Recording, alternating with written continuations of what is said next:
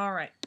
So what I'm going to show you guys right now is how to set up a new document for your flipbook.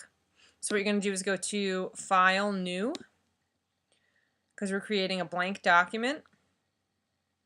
Resolution should be 300, and you want the height of your paper to be 10 inches, and the width of the paper to be 8.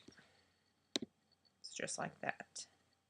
Then, if you don't have these rulers, that would have been the next step, but I had them before, so that's why they showed up. So what you do is go to View, if you don't have them, which is on the top, and then make sure there's a check mark next to rulers. If I do it now, they're going to go away, so just do it again for you.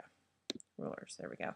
So what we're going to do is set up some boundary lines using the rulers, and right now that might not make very much sense, but it will in a second.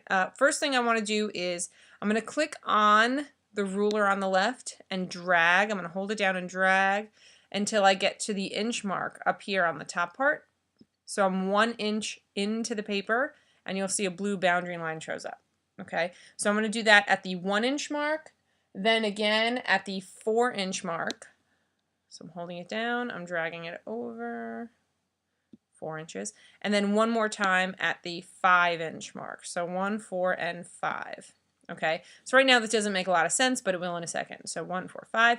Then you're going to do essentially the same process, except you're holding onto this ruler and dragging down, and you're going to do this to the 2 inch mark, the 2 on this side. So get it close, let go. And then again at the 4, 6, and 8.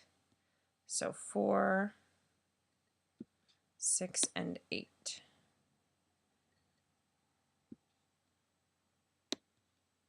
Okay, so what I've done, and it's a little bit easier to see now, is I've set up a bunch of boxes that are the same size, right? These big ones, and then these little ones. These skinnier boxes all the way on the left side of the paper and in this middle section here, this is going to be the part of the flipbook that you hold in your hand, and the image will be in the larger space. As you can see, you can fit 10 images per page. So if your flipbook is 40 images, which it should be at least, you're going to print out 4 pages. So it's not really that bad. Then what you're going to do, File, Open to find the picture you want to start with. And I'm just going to pick something off my desktop. I did not shoot this assignment, so it's just going to be a random picture that I have whenever my computer wakes up. Okay, so here's one.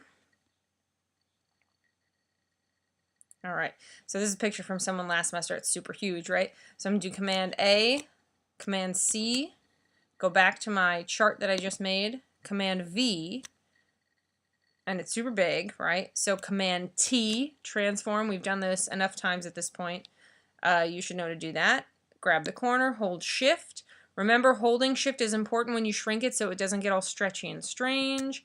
And then I'm going to drag it, whoops, I'm going to drag it to the box I want it to fit in, and I'm really going to try to get it to fit into the boundary line as much as possible. If it's a little bit off, it's not a big deal. You can use the arrows on your keyboard to tap it into place.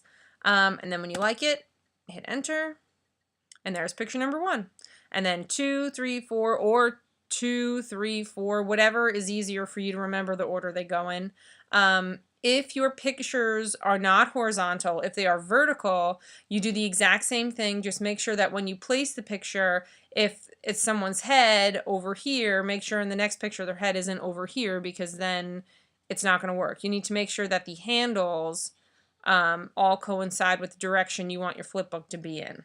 So if you need extra help with that, I can help you, but that's basically it. You put them all in place. Like I said, we're going to print them out, and then we cut them up and align them with the binder clip, and then you have a flipbook. All right, get to it.